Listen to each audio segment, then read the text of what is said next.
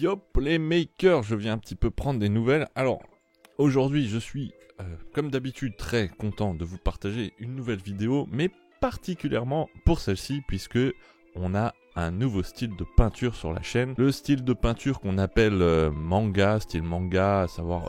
On dit aussi peinture 2D ou 2,5D, enfin voilà, je laisse ça aux experts de la sémantique. Donc je vais vous montrer comment arriver à ce résultat-là. Donc c'est un style qui se caractérise par le fait que la figurine a l'air d'être dessinée comme une planche d'anime qu'on a mis en couleur, hein, tout simplement.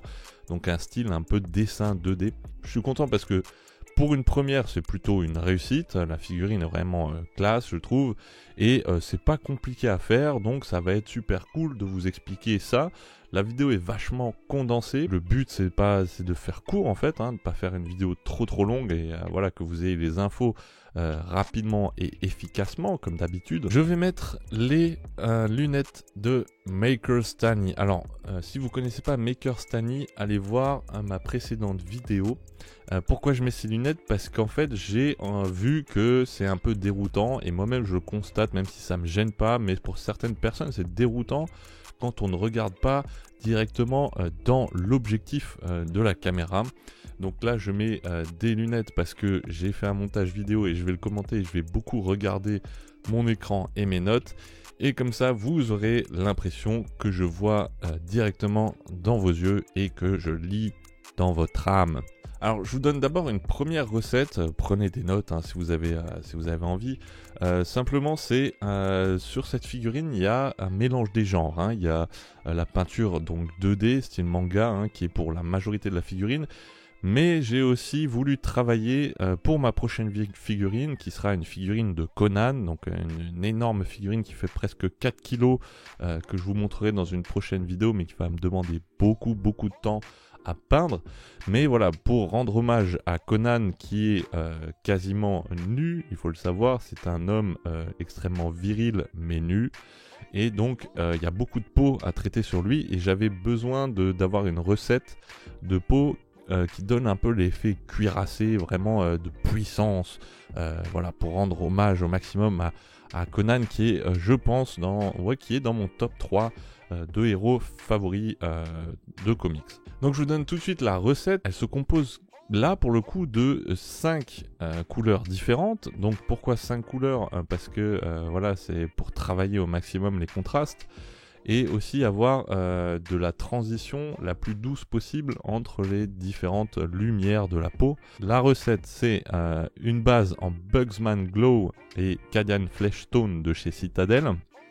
Donc voilà, deux couleurs qui vont former la base en fait de la peinture. Et chez Vallejo, j'ai acheté donc un petit kit de peinture style peau, donc tout plein de teintes de peau différentes. Donc chez Vallejo, il y a du Flat Flesh qu'on va utiliser et du Sunny Skin Tone. Donc ça, c'est les 4 couleurs de la peau. Et pour le style 2D, je vais rajouter du blanc White Scar de chez Citadel. Ok, donc là je vous montre effectivement la base Bugsman Glow Cadian Flesh Tone et la petite boîte de peinture couleur peau que j'ai pris chez Vallejo. Très simple, je commence par un aplat de Bugsman Glow. Donc pour les aplats, je vais vite hein, dans la vidéo. Si vous voulez apprendre à poser de la peinture correctement, c'est-à-dire de manière douce, sans traces de pinceau, etc., je vous invite à aller voir la vidéo que j'ai faite donc sur la figurine de Gogeta. Je vous mets le lien quelque part. Je fais tout de suite une petite aparté sur la musculature parce que là on a posé donc notre couleur de base et j'aimerais juste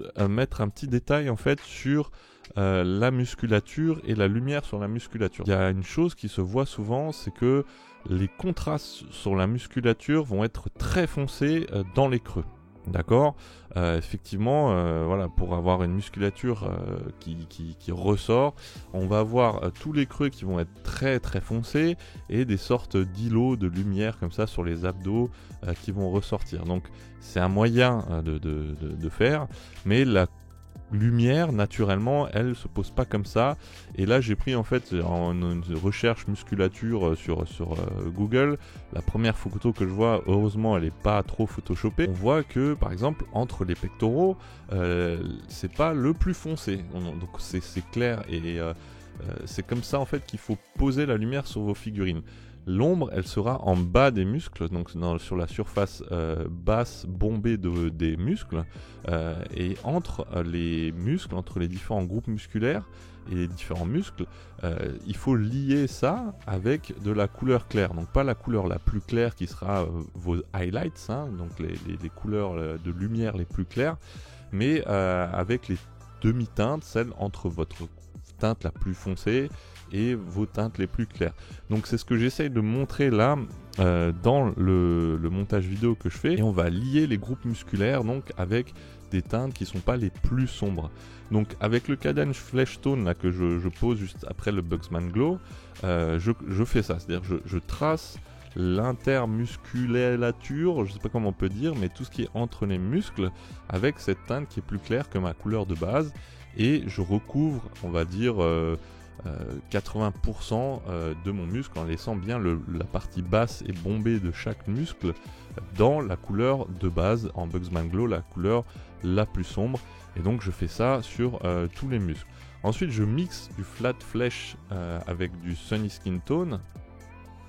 Donc le but là c'est d'avoir un mélange des deux à peu près 50-50, et je fais le même travail, c'est-à-dire que je vais délimiter entre les muscles avec cette couleur là, et je vais recouvrir à nouveau mes muscles en allant un peu moins bas, donc on va dire à 75%, 70%, et je finis avec du Sunny Skin Tone, et donc là je vais faire les parties les plus éclaircies de ma musculature, donc sachant qu'il y aura une dernière pointe de blanc qui viendra pour poser des pointes de lumière. Le principe c'est ça, et c'est comme ça qu'on a... alors voilà, je rajoute aussi du White Scar et du Sunny Skin Tone pour encore aller dans le plus clair. Donc chaque fois que je fais une couche, je pars du haut du muscle et je vais de moins en moins bas. Plus je suis clair, moins je vais en bas en fait, pour laisser vraiment les couleurs sombres sur le bas, la partie bombée, et les couleurs claires sur le haut. Donc c'est tout ce qu'il faut faire en gros pour avoir cette recette un peu musculature avec une peau presque cuirassée, et quand même beaucoup de contraste, et une très belle transition en fait dans les couleurs de la peau et la lumière. Ensuite je mets une base de Redcorn sur tout ce qui est fourrure, hein. Donc Goku 4 vous connaissez, hein, moi je me suis gouré, j'ai fait du muscle, j'ai fait de la fourrure en muscle, donc là j'ai repris et j'ai mis de la fourrure en rouge là où il fallait. Deuxième étape, avec du rose de l'Empereur Children's de chez Citadel, je vais chercher donc des parties bombées. Tout ce qui est là où la lumière frappe sur du bombé, donc le haut des épaules, les hauts des biceps, les parties bombées des triceps, voilà, tout ça en fait je vais mettre de l'Emperor Children rose dessus. Et là je vous fais encore une petite aparté sur la pose de la lumière. Alors vous allez voir ma magnifique maîtrise du crayon. Donc là je donne un exemple en fait de lumière sur une surface ronde, donc bombée comme un muscle, et vous voyez qu'il y a à peu près un bon tiers où la lumière va frapper. Donc là ce sera le plus clair, donc c'est là où je mets du rose en gros, hein. Ensuite là où la lumière est un peu moins claire, donc c'est sur le tiers suivant, et ensuite là où c'est vraiment sombre, c'est sur le tiers du bas. Et je vous donne un deuxième exemple. Donc là ça s'appliquera au pantalon en fait, donc tous les plis du pantalon, tout ce qui est arête nette on va dire, hein, et pas bombé comme sur un cube par exemple. On aura la lumière qui frappe sur le haut, donc directement tout ce qui est en haut c'est vraiment hyper clair, et là où ça tranche c'est que le très clair dans le creux en dessous il est complètement sombre. Et après seulement on revient à la teinte entre le clair et le sombre. Donc vous verrez quand je vais poser les lumières, ce sera un peu plus concret, mais le principe c'est ça. Je ne l'ai pas compris tout de suite au début, donc j'ai beaucoup repris ma figurine au fur et à mesure. Donc vous ne prenez pas pour argent comptant ce que je vous mets directement, vous voyez au fur et à mesure que je rectifie les choses, mais c'est le principe là, c'est-à-dire que sur des arêtes nettes, des arêtes sèches, vous avez la lumière qui frappe le plus fort sur le dessus, juste en dessous vous avez le plus sombre, et après vous revenez vers l'entre-deux, entre le très sombre et le sombre en fait, tout simplement. Une étape cruciale, il faut le dire, pour ce style de peinture, c'est de souligner avec du noir tout ce qui est creux, arête profonde, Voilà, on va vraiment tout ce qui est entre les muscles. Donc ce qui vraiment, alors en plus la difficulté, c'est de garder vos dégradés de couleur entre vos différents muscles et pas mettre un coup de pinceau dessus. Donc il faut vraiment en fait souligner, comme avec un crayon quand on dessine en fait. Vous allez souligner tous les creux, donc la musculature ça se voit facilement, c'est très facile à faire. Donc entre tous les muscles, je vais poser un fin trait noir. Je vais chercher donc là les muscles du torse, tout ce qui est les traits pour les muscles du torse, tout ce qui est traits, voilà pour les muscles, tout ce qui est entre les espaces bombés. Et il ne faut pas hésiter. Donc là on le voit pas encore bien mais je le ferai plus tard. Par exemple sur les omoplates c'est une arête sèche. Donc il y aura la lumière en rose en fait, qui sera sur le dessus. Tout de suite accolé il y aura le noir et après on revient sur le red corn, la couleur de base. Donc voilà, il y a, là en plus sur la musculature il y a un peu ces deux principes qui s'appliquent. Il faut aussi pas hésiter à créer de larges zones noires pour bien accentuer la musculature. Par exemple la queue, tout le dessous de la queue, le tiers du dessous, si on prend la figurine et qu'on la regarde par en dessous, tout est noir. Donc voilà, il faut vraiment réussir en fait à créer ces zones complètement noires et réussir à faire ce jeu de lumière entre très clair, sombre et un peu moins sombre. Et j'ai dû reprendre plusieurs fois la figurine pour arriver à cet effet là, à cet effet 2D. Et donc là la fourrure est terminée, les muscles sont soulignés ou surlignés, je sais pas comment on peut dire, sont tracés, toutes les arêtes en fait, pas les arêtes, tous les creux sont tracés avec du noir, etc. Et ça donne déjà cet effet 2D en fait qu'on retrouve sur le haut de la figurine. Là je fais des retouches en rose parce que aussi le principe c'est d'avoir des couleurs qui soient vives. Au début j'avais trop dilué, j'utilise une palette humide et je m'y suis enfin mis. Je ne connaissais pas, enfin je connaissais mais je n'utilisais pas cet outil et j'avais tendance à trop diluer ma peinture, donc le rose n'était pas assez flashy, donc je repasse une couche dessus. N'hésitez pas à trancher dans vos couleurs. Pour finir cet effet 2D, je vais poser des petits points blancs là où la lumière frappe le plus, par exemple sur les pectoraux, sur le quasi plus haut des pectoraux, quoi, la partie on va dire la plus bombée vers le haut des pectoraux, et je vais chercher donc là où les parties sont les plus hautes sur les muscles, etc.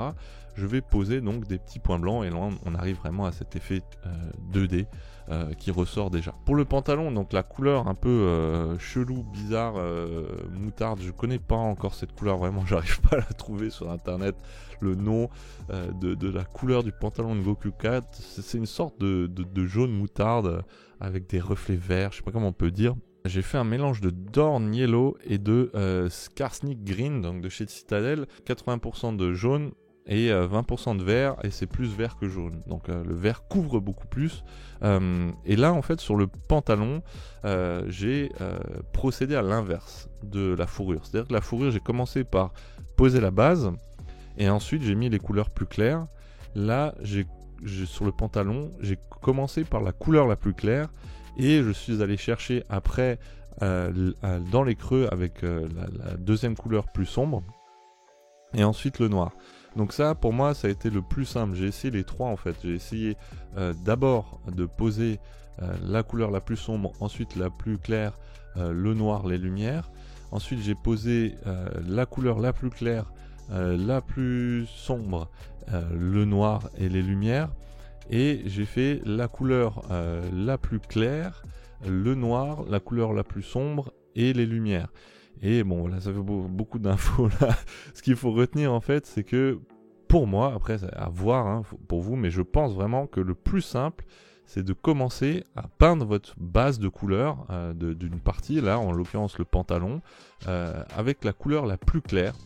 Ensuite, vous allez mettre la deuxième couleur verte bizarre du pantalon plus sombre, et après seulement vous allez définir les zones noires et les contours noirs. C'est ce qui a été le plus simple pour moi en fait. C'est plus lisible pour le cerveau quand on fait ça. Donc là simplement encore une fois je pose un aplat donc dans la couleur la plus claire. Et ensuite donc là vous voyez je vais chercher tous les creux.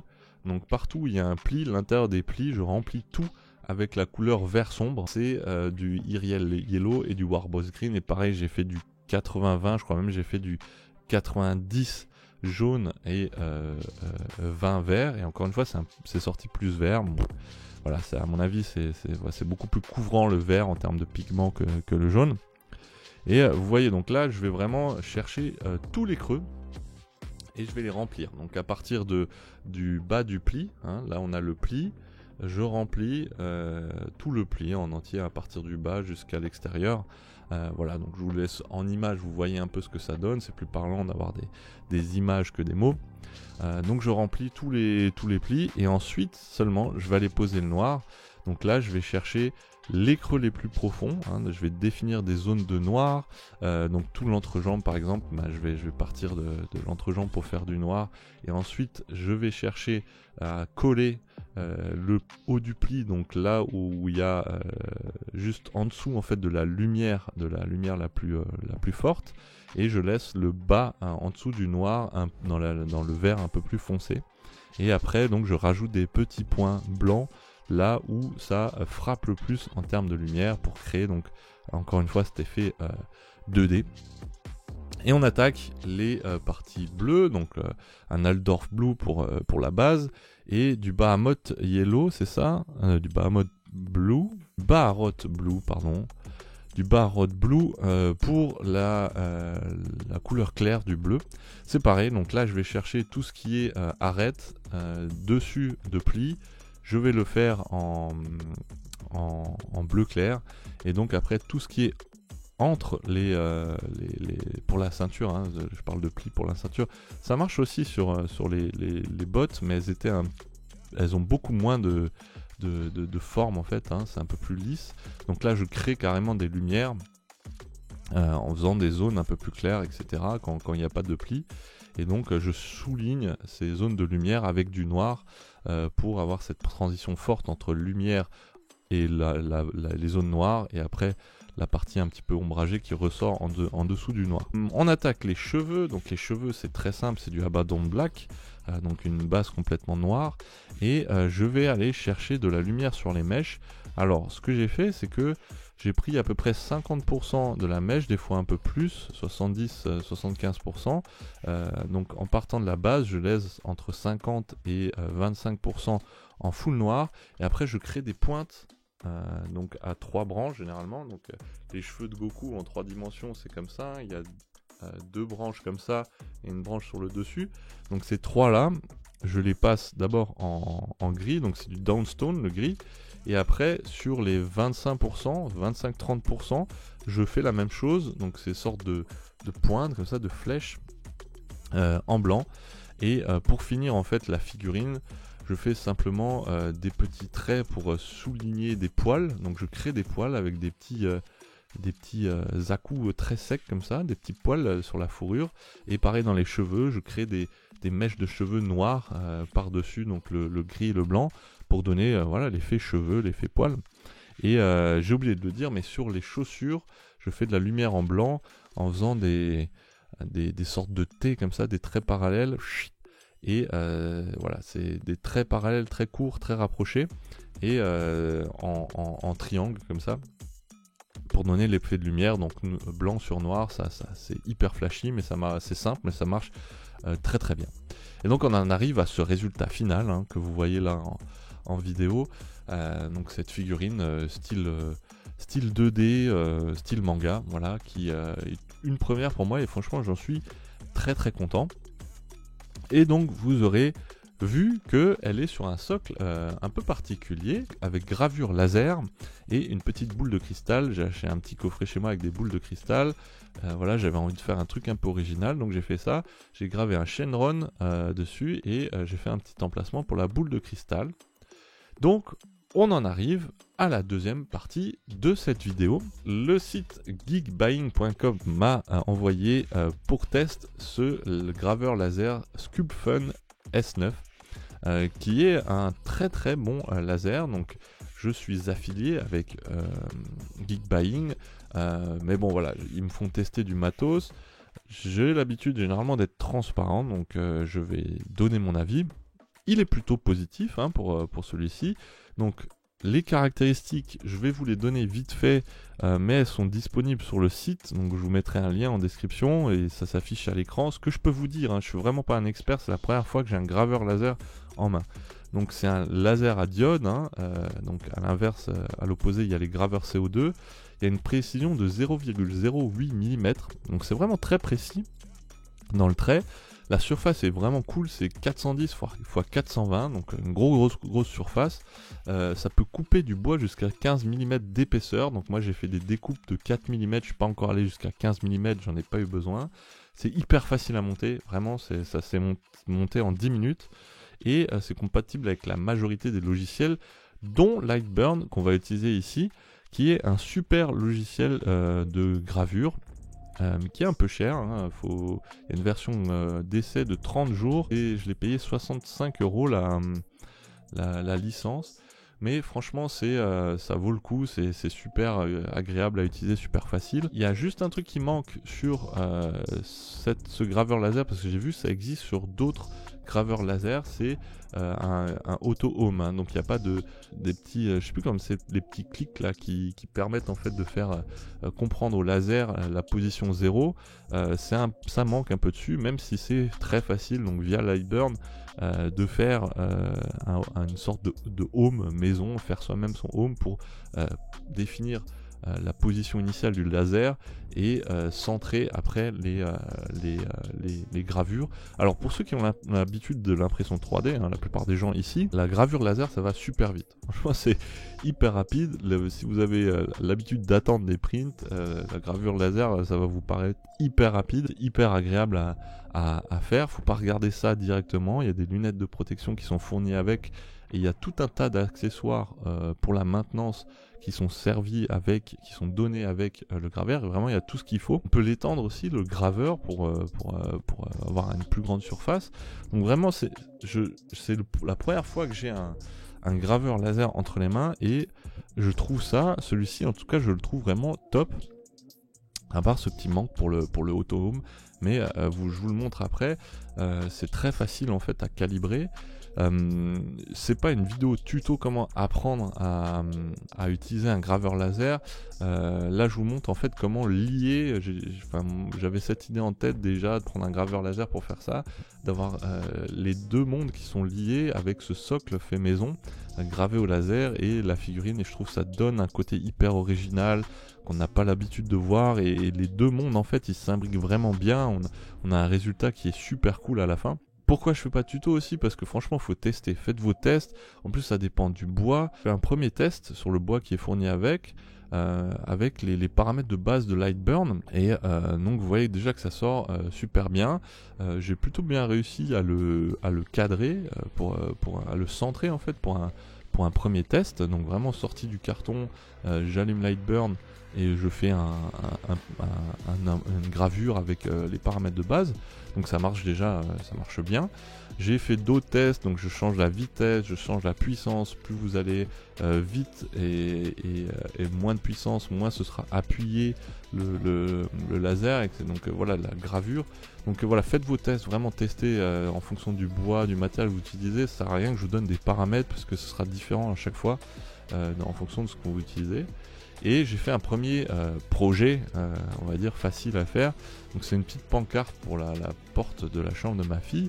Donc voilà, j'ai simplement gravé puis découpé les lettres de son prénom avec un petit fond sur lequel je vais coller les lettres avec de la colle à bois.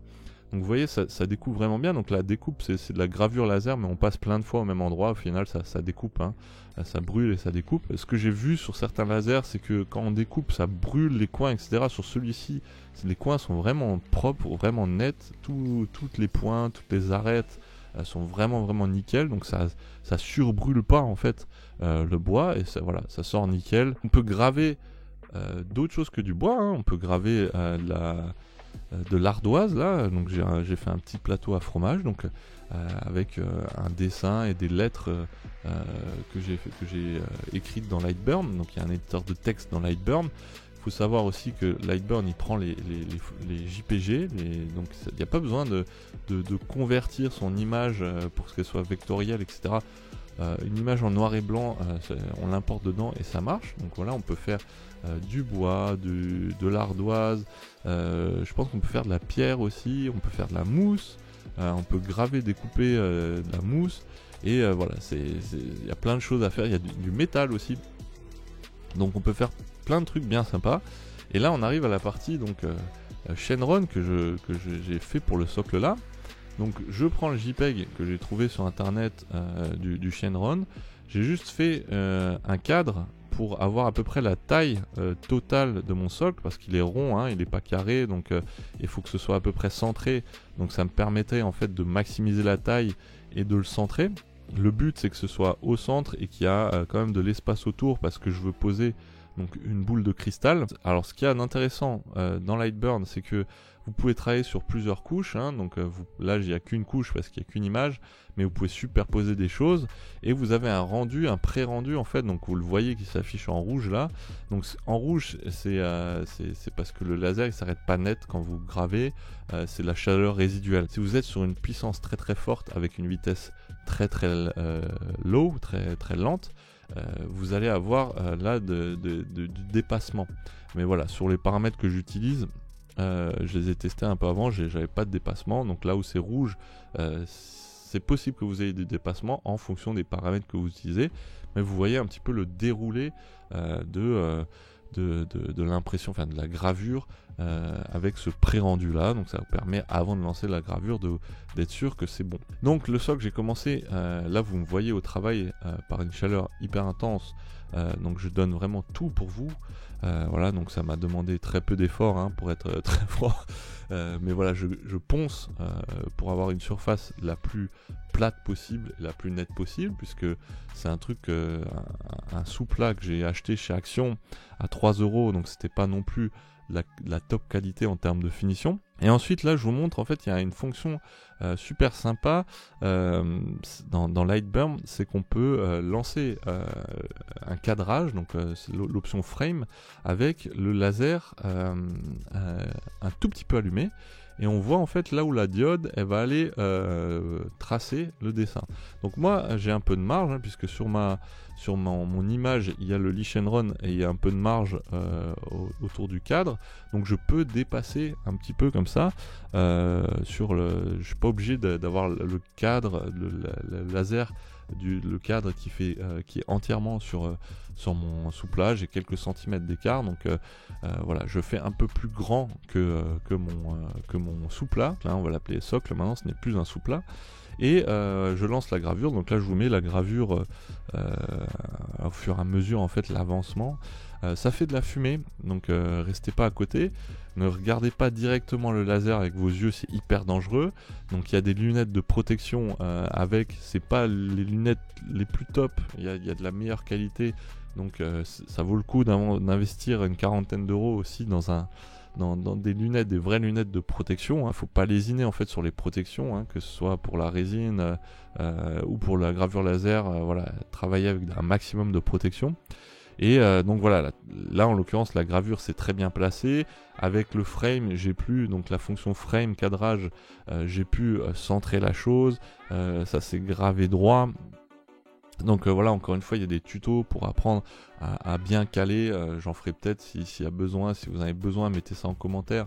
Je vous mettrai, la plupart sont en anglais mais je pense qu'il y en a en français. Et je vais juste fraiser après par la suite avec une perceuse et une petite fraise un emplacement pour la boule, puisque la surface étant plate, il faut une sorte d'encoche hein, pour que la boule reste en place. La boule n'est pas collée parce que voilà, j'ai envie de peut-être la changer. J'ai pas envie de sacrifier une boule pour ça. Si je veux l'enlever, je peux. La dernière étape, on va nourrir le bois et le protéger. Donc quand je travaille le bois, je fais toujours ça, un mélange donc de térébenthine, d'huile de lin et de cire d'abeille. Donc vous mélangez les trois et vous badigeonnez. Moi j'ai mis 3 couches et vous avez un résultat donc après 24 heures de séchage. Donc c'est presque complètement sec. Ça fonce un petit peu le bois, mais par la suite ça redevient un petit peu plus clair. Mais on a un bois nourri et séché, donc c'est vraiment beaucoup plus beau et ça va plus durer dans le temps. Voilà, c'est tout pour cette vidéo. Donc vous avez les étapes de peinture style manga 2D, plus le petit bonus, donc une review rapide de ce graveur laser Sculpt Fun F9 qui m'a été envoyé gratuitement par Geekbuying. Encore une fois, moi je suis transparent sur mes impressions, je le trouve très très bien, et même si je suis affilié, c'est pas pour vous faire acheter ou la promotion du truc, puisque il faut que j'en vende je sais plus combien pour toucher un tout petit pourcentage, et je pense que j'y arriverai jamais avec l'audience que j'ai aujourd'hui, mais c'était l'occasion pour moi d'avoir un graveur de bonne qualité et gratuit. Donc merci à vous aussi, c'est parce que vous me suivez qu'on me propose des choses comme ça, donc merci beaucoup, c'est grâce à vous que j'ai eu ce matériel, et voilà, c'est un moyen pour moi de vous rendre un petit peu la chose, c'est de vous faire un petit tuto qui vous sert en plus à ce que vous aimez faire, la figurine. Donc si ça peut vous donner des idées pour ça, ça fait plein de déco aussi, il y a plein de trucs super sympas, la déco à faire, du fonctionnel à faire. Voilà, la gravure laser et la découpe, c'est vraiment un monde que je connaissais mais que je commence à pratiquer et que j'observe depuis longtemps. Et voilà, et c'est excellent, franchement il y a plein de trucs à faire, et je pense que j'en ferai plein par la suite. Donc sûrement des petits tutos qui vont arriver avec des nouveaux projets, gravures, découpe laser. J'espère que vous aurez appris des choses, que cette peinture vous aura plu, qu'elle vous inspirera et que ça vous permettra de vous lancer avec des bonnes bases. Pour ma part, les prochains projets à venir, donc je vous l'ai dit, il y a le Conan qui va venir, donc la très très grosse figurine qui va me prendre beaucoup de temps à peindre et donc à faire une vidéo dessus. Donc il n'y aura peut-être pas une vidéo tout de suite sur la chaîne. J'ai une idée de vidéo entre temps qui pourra vous être utile, ce sera pas de la peinture, ce sera de comment s'équiper correctement, qu'est-ce que j'utilise comme équipement. Donc vous conseillez en fait sur des achats qui vont vous aider à vous équiper, à vous faciliter la vie pour imprimer et peindre. Je pense que ça sortira entre cette vidéo et la vidéo de Conan, qui sortira vraiment pas tout de suite, hein. J'ai beaucoup de peinture à faire et très peu de temps à y consacrer. Sinon voilà, la chaîne se porte bien, je vous remercie pour les abonnements, ça m'offre vraiment des super occasions comme ça d'avoir du matériel et de vous faire des petits tutos avec pour vous aider à progresser et à apprendre avec moi, puisqu'on apprend ensemble au travers de cette chaîne. Allez voir mon Facebook aussi, pas forcément pour vous abonner, mais ça va vous intéresser. Il y a beaucoup de choses, beaucoup de détails, beaucoup de conseils que je donne via Facebook, un peu via Instagram aussi. Donc les réseaux sociaux sont dispo sur ma chaîne. Et voilà, je vous dis à bientôt pour la prochaine vidéo. Toujours aucune outro, aucune phrase de fin, quoi que ce soit. Et voilà, portez-vous bien, passez de bonnes vacances. Ciao!